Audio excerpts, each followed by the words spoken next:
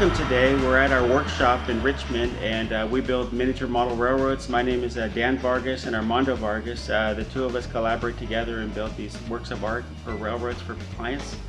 And our company name is ImagesRR. We're going to be going to Oakland, California to a spectacular S-scale layout. It's on the 24th floor of a high-rise condominium, and what makes it very unique is the size. It's about 100 by 14. You can run long trains, and it's got the option to run three different variances of model railroads. You can run regular DC, AC, and DCC.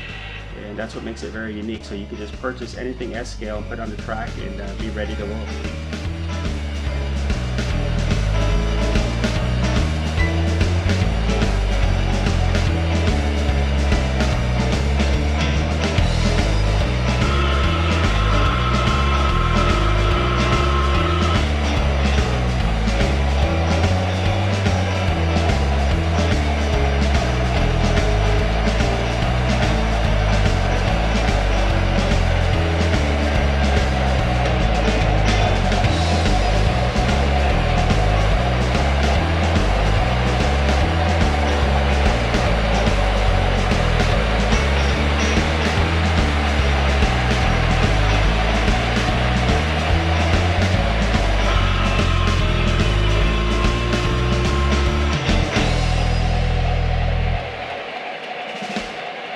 Welcome to Daniel Neumeyer's incredible S-Gauge lab. This was a treat to build. It was a lot of fun, a lot of planning because Daniel is an American Flyer diehard, so he's one of the first American kids that his father became part of Gilbert. So it was really rewarding when he told us a story. The challenge we had is that when building this particular layout, how do you put three different ideas into practice? Put American Flyer, which is AC, and have DC operation and have DCC. So my brother here, he went ahead and said, hey, let's just do what we've done before, just put different toggle switches, make it easy, and then the client, it won't be too hard, so it'd be fun. So this layout is a fun railroad that allows you to do three things. With your vast collection of over the years, this is like 40 years of collecting, and to put it to practice and make it run.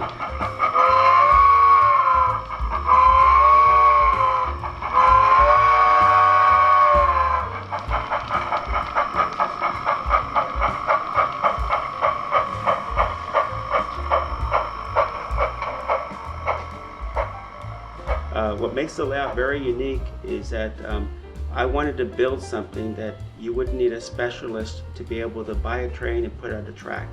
So we wired it with three separate toggle switches, and you have the option to run DC, AC, or DCC.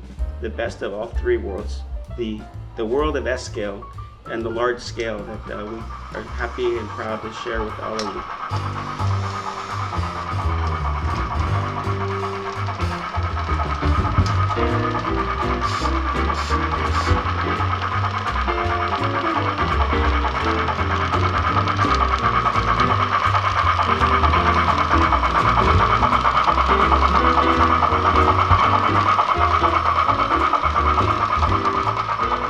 One cool thing about this railroad is that it's on a large scale and it's got a lot of beautiful stuff. It's American Flyer, it's scale S-Gauge, and a lot of beautiful equipment. I think one of the things that I enjoy the most is the long trains, because you can see like reality in the long runs. And what our clients put together is incredible. It's over 40 years worth of collecting. The trains themselves are very unique. They're American Flyer, 1940s to 60s, that were very popular. And then he has the really nice Overland brass. I mean, was it Overland? His brass. Yeah, Overland. American River Rays and models, that River Rays models. Mm-hmm. And he also has Southwind. So Southwind, every manufacturer in this scale has done a wonderful job. So what Daniel models is the B&O.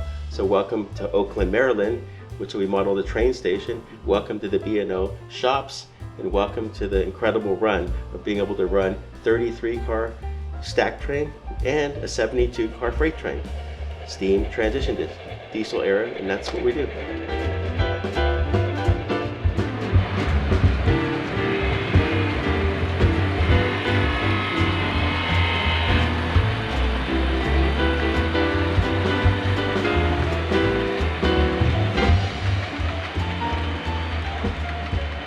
My brother and I have been in business for 30 years. We built a lot of layouts. Every layout is the layout choice of the client we hires us. This gentleman, he really enjoyed growing up in Baltimore, and he gave us pictures to model off of. So some of these pictures are, you know, the Oakland station. Coincidentally, he lives in Oakland, California. Anyway, it's an incredible way to model when you do model trains, to model people's life. And it basically brings a lot of fun. It gives more of a real prototype dimension. They grew up in the area. And every once in a while, while we're building layouts, we have the same libraries, and the Western Maryland is my favorite library. So I really enjoy it. It has B&O and Western Maryland, and B&O in Western Maryland is really my favorite. I know yours is. Yeah, I didn't want to miss out. He's got Norfolk and Western. He's got the Pennsy, beautiful Union Pacific, and SP.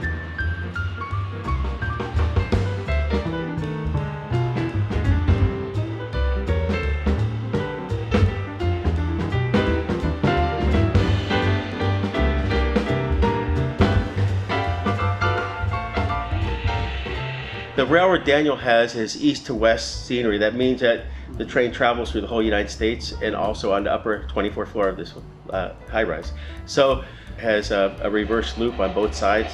So it's kind of unique. The train runs by itself, and you could run multiple trains on there. And the other thing that's very unique about it, it goes through incredible historic scenery. It also has incredible switching. So you can actually park the trains on the track and run through like sidings.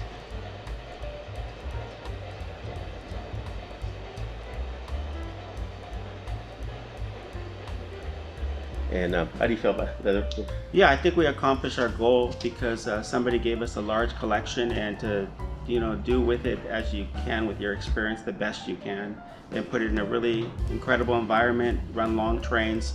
So it would be like, you'd be in charge of a real railroad, be the engineer, and you'd be controlling your destination. So that's what makes it very unique, and also the option to park a lot of trains and passenger equipment also.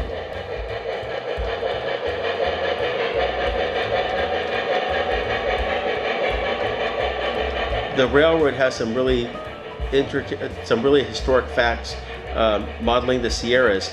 So that was kind of a really fun part. So we really enjoyed it. So while we're building the railroad, we're doing the Walt Disney Family Museum. So we kind of were able to be warmed up with the Sierras because of the Yosemite. So we just incorporated that portion of it and put it in Daniel's lab, and it turned out quite well. We're very happy with it. Yeah, one of the things that's pretty neat is we had to build a Camp Curry, and that was featured in the Disney display. And then we go ahead and after the display, we installed the Camp Curry in Daniel's display. So he's got a little piece of Disney there in the corner with some beautiful trees. Yep. So that the memory could be carried on and appreciated.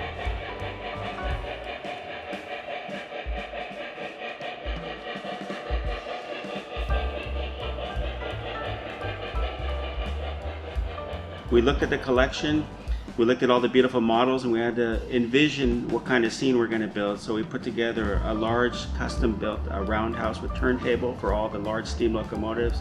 We also had to incorporate a diesel facility for the beautiful cutting-edge, turbine locomotives and new diesels to run on there.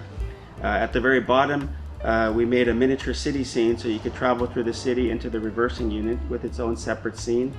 And out on the, the plains, the stretches, we had the really beautiful, the countryside, the station where you drop the train off at the depot there. With a double track main line that's able to run both trains, and actually 4 trains at the same time, or even 6 trains if you have the opportunity to be able to run all at the same time with the NCE system. Yeah, so one of the things that's very unique about this layout, which is a key point, is usually you could run 2 separate trains on 2 separate lines. Because of the length of the railroad, you could run 2 trains on one track and 2 on another. So you could basically run 4 trains. The layout is that large and vast that you don't have to worry about bumping the caboose. So it's really cool for a lot of operation, a lot of fun. Have guests to come over, hand them a controller, and they can run their own train as long as you give them the restrictions, don't bump any of the other trains. So it's a lot of fun for your guests. So that's what makes it very unique.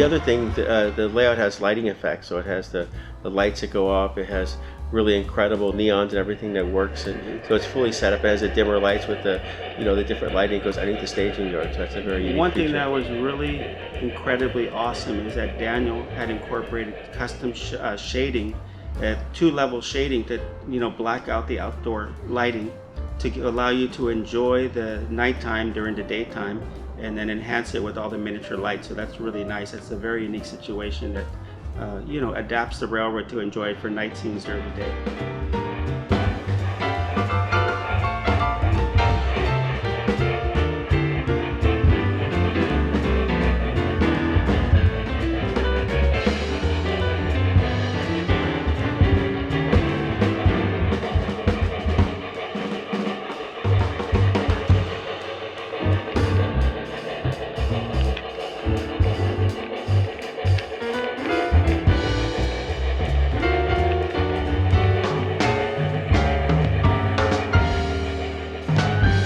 Thing is the lower yard has a really nice city scene that you would enjoy watching the trains travel through the city, like an urban setting, maybe like the East Coast. So we wanted to put the trains in a proper environment where you have an East Coast train going through an East Coast scene, and then we wanted to go and stretch its legs out and go into the country and go through the mountains. So a little bit of everything. It's creative license. It's all for fun, but it's artistry. Yeah. So that's what we wanted to create. We wanted to capture as much as we can with the space allowed. So the lower staging yard is basically just track, basically from one end to the other. And it was very challenging because how are we going to put structures in there? So we had maybe 2 inches at the most with some of the buildings, so we had to basically put facades on there and kind of added the detail. We had to be careful with the fire escapes, put them taller so the train won't hit them. There's a lot of things that we took, but on the larger spots where the trains had switches, we had more real estate, so we were able to put the car roads or railroad crossings, and we kind of mocked up the station. When it went off into the corner of the perimeter of the layout, we were able to do a lot more. That's where you'll see the start going this farmland, the scenery, and they're kind of branching off into the main line, and that was really exciting to do that. And it's really nice because you see the train go there, it's like the train has purpose, not just on a bunch of track like a lower staging yard. So it's actually a miniature yard or whatever realistic scenery that goes around a whole layout. It comes around, and it actually works good for backing up and parking trains. So you could do a lot. You could intermix trains and run them onto trains. So it's really cool. In that particular area, we seen that there was real estate there for the operation of the tank cars, the reefers, the ice reefers, and the cement company. So we kind of dedicated that area for like a lot of construction going on, a lot of unloading and unloading of the trains. So it's got a realistic feel where you put the tank cars underneath the tanks, the refinery and stuff, and it looks really beautiful. So we just wanted to accomplish that. So the trains, any particular rolling stock you have, you could put it in its setting. So that's what we're trying to accomplish, where you could enjoy where they would actually be in reality. The other thing is the vintage gas stations. We have a mobile gas station, which Daniel something was really important to put the mobile. So the mobile tanks, the gas station, and then the cars, the classic cars, of course, 1950s, 60s. Yeah. You have to have the classic cars, so we put all that in there too. You have to have cars because unfortunately we're aging ourselves, but we played with Hot Wheels, and they were pretty cool. And now they come out with these really nice Johnny Lightning cars that are S-scale, and they got the right wheels, the right bumpers, and you just put them that can S-gauge, and that completes the scene. So that's what's really fun about it. You're not dealing with an old die-cast car. It doesn't have any windows in it. It looks like it's got rubber tires on it. So you have a cool-looking car to put next to your cool-looking engine. Yep. And so cars are very important. But one thing I'd like to stress is that we listen to our clients. And whenever our clients tell us about an experience in their life, what they enjoyed with their dad, or things they used to play with, we try to incorporate them into their dream so they could revisit some portions of their life and still have it with them. So it's like going back to fun that you had when you were growing up. So we're trying to bring back that fun so they could enjoy the remainder part of their life with a lot of fun. So that's what we try to accomplish.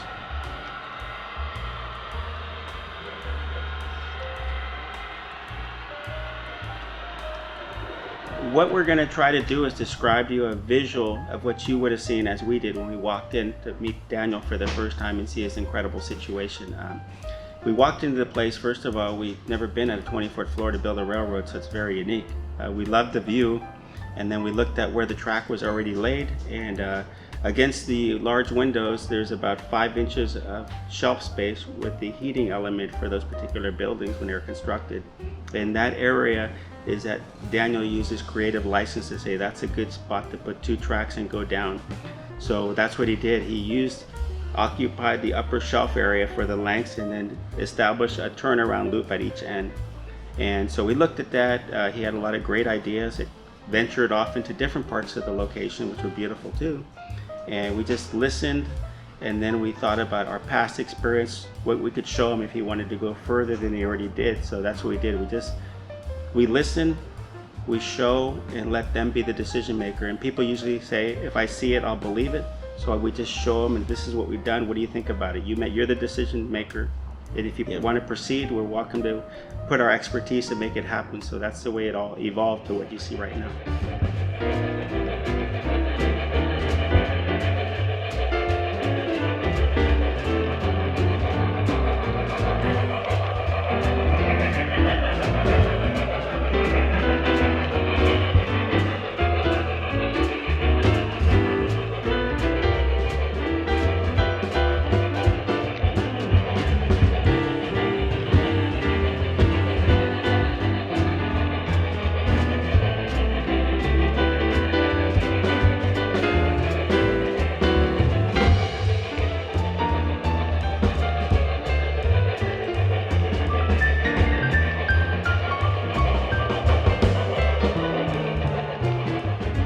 This particular layout is probably one of the most unique layouts we've ever built, because this is actually a modular layout. So this layout was built in our shop, and we had to basically transport it in elevators and install it here. It was very challenging. Yeah, so it was a challenge because you had to plan for the disassembly and reassembly and honor the elevator. So it was a challenge, lots of pieces, like a big puzzle. It's mind-boggling, the wiring, but this is the end result.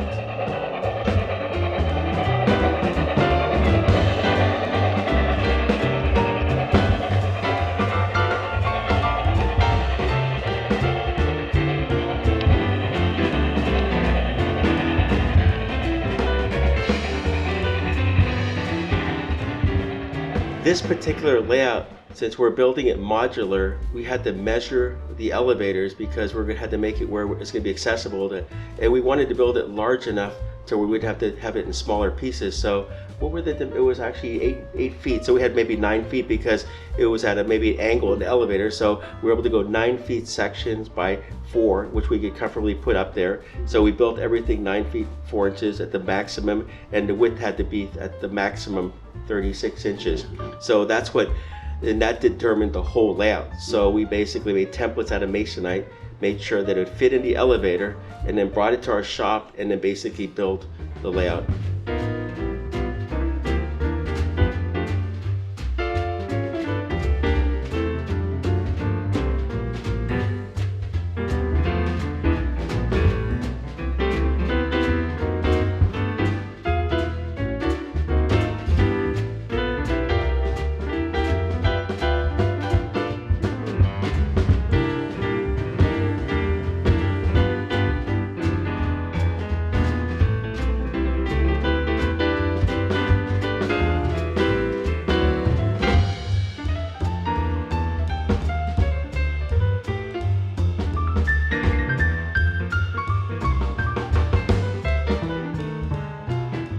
It's got a great, cool roundhouse turntable. The cool thing about the turntable is Diesel shop. Yeah, the diesel shops too. Yeah. It was built by Millhouse. They do beautiful aluminum craftsmanship turntables. They operate great. Everybody does great work. This is just the one we were working with, and we had John Zohornigy from Lionel, a specialist, a Lionel guy, and does all the electronics. He helped us. He's the chief engineer of whole Lionel. Yeah, he did all the decoder. He put up a new keypad, which was so friendly. Just push it, the train stops, goes to the next one. It just, for somebody getting into the hobby, you don't want to know you don't know that much. More information is harder for you to have fun. So he made it very user friendly. So that's the cool thing about the layout. Over here, the turntable, the backup tracks.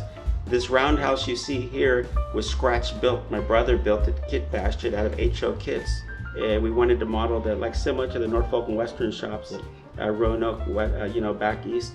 So it's an East Coast version of a, I could stress one point, right, not to interrupt you, brother, but the key is the stalls of these. Daniel had his incredible collection, and we had to like put the track as close as we can, so that helped me. So basically you're not going prototype, but there are roundhouses that actually just have the timbers in front. So this would be a prototype, and I looked at the Maryland one, and there was an abandoned one that was like this. Mm-hmm. The next thing is like, when you collect train for like 30 or 40 years, they're like family members, I mean, you want to see them all run.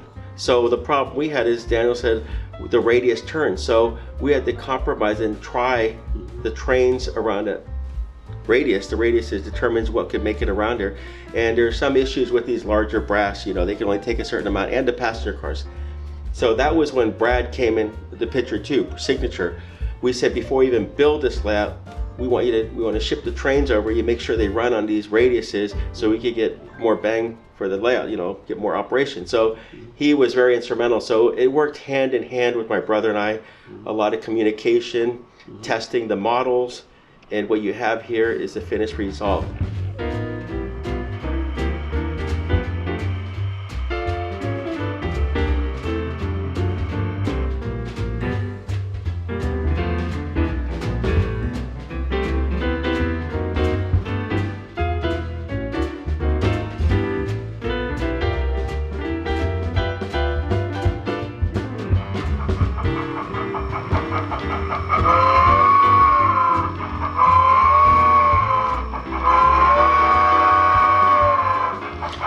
I was very fortunate. Daniel wanted to model a historic station. I was in Oakland, Maryland. He lives in Oakland, California. So we looked at something. We had an old picture when it Model Railroad magazine, the print, actually the architectural, and it wasn't in the right scale. So I had to scale everything down to S gauge, and it was kind of really neat. But there's no really, no instruction sheet. So I basically had to use the experience of my father, which was an architect, and it really helped out.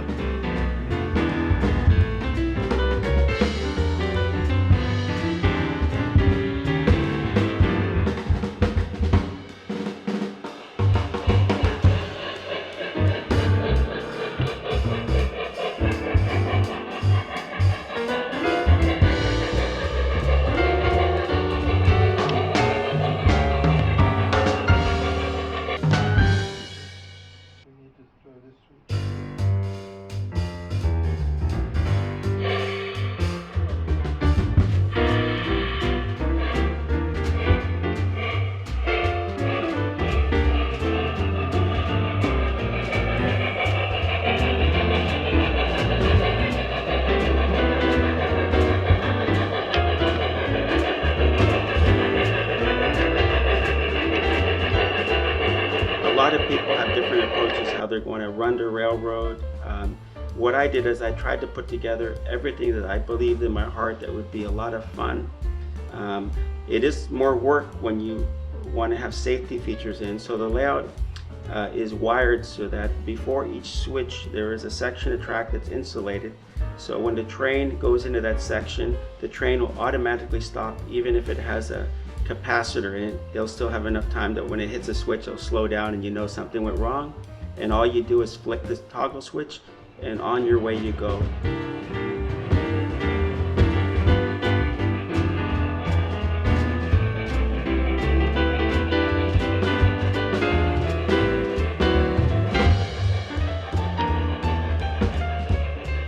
The person that helped us is we need to have custom switches built, because we had to have somebody build switches that could build them within the gauge where an old American flyer could work or a scale one. So we found a good friend. It's Signature Switches. Brad Strong. We gave him two models. We gave him the large flange, the old school, and the new brass, and we said, could you get it right in the middle where it may not derail, but the large ones would make it through so we could enjoy the models without having to change all the wheels. This was the key with the real estate we had to deal with here, because it was not that much and we wanted to get a lot of operation within a certain width of area so you can enjoy the train. So that's one thing that we think that's really nice about this lab. The other thing that's really fun about the hobby over the 15 years it's gone is the manufacturers. You can buy the most up-to-date die-cast cars that are beautifully, they have all the chrome, they look prototype, the structures, the engine, so you have a free market to do everything that you always wanted to have, to add all the extra detail. So these manufacturers and all the different, in particular S-Gauge have gone far. S-Gauge, Helper, American Models. American Models has been an asset to this layout because we had over,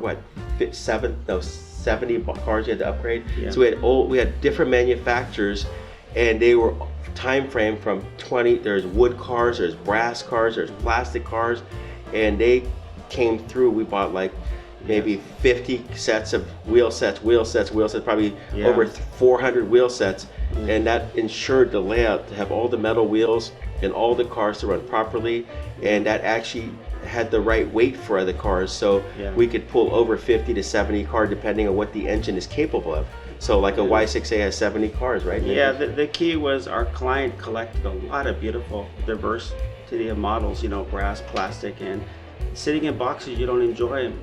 And when you go to put them on the track and they go around a curve and they short and fall off, it's kind of disappointing. So we had to approach it like, what are we going to do? Find special wheel for each truck? Or the best thing that gave us the wisdom is say, why don't we just replace the whole truck? Where it's just a matter of 2 screws. You put something in that works and you move on to the rest of the cars that are waiting. So that was our approach. Use something that works. And the other thing was scale or high rail. So we had to compromise. We wanted to use beautiful prototype look, not too large a flange. We got something in between. American Models produced that in between that 2 people would enjoy. Rivet counters or regular enthusiasts. So it's right in the middle. It accomplished the goal, and because we found this manufacturing company that did beautiful work and helped us, they gave us 3 sets of trucks, different versions, and off you go. That's what you see running on the layout. We were stuck before. We weren't here for quite a while, so there were no extra rolling stock. We only had about 20 cars that ran that we were satisfied with. But after American Models stepped in and helped us, we got probably over 300 cars plus.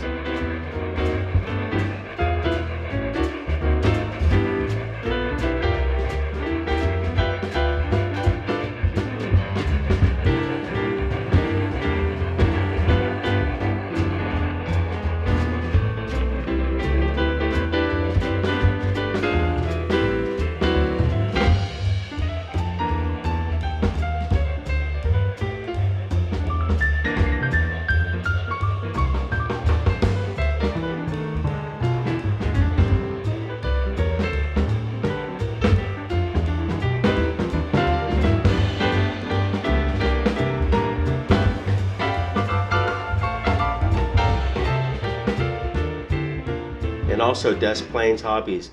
They took over the market in the S-Gauge, and they really went out of their way. This client of ours, which we worked for over 10 years, his dream was to get these double stack cars, and then they called me up and they said, we have these double stack, you guys have to modify them, but if your client wants them, we're not going to make them till the next run. And Daniel jumped on it, and look what the outcome is. Beautiful 33-foot double stack with 33 feet long run drain. 33 fat run with the head end of the... Yeah, we're using Lionel motive power, and it seems to be very user friendly. We love all of them, but just like yourself loving trains, you want to have fun, and if you can't find a specialist to correct it, you can't enjoy the model. So we're just loving the trains and making the ones that perform the best, so we could just have a lot of fun and run them. So that's where we're at. We're very satisfied to have at least, right at the present time, at least 15, 20 engines that run great that you could just pick up the controller and run. And the other ones are still in the hospital. We're going to upgrade them and they're going to be great like the other ones.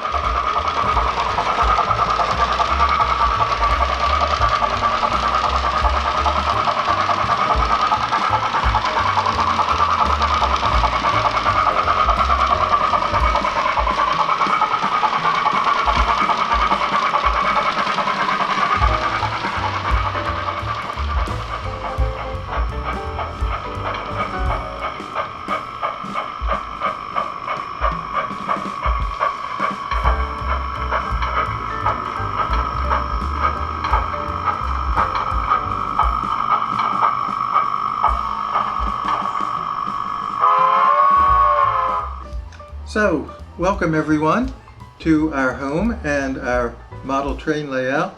I'm Daniel. I'm Gwendolyn. We call the railroad the G&D, Gwendolyn and Daniel Paradise Railroad.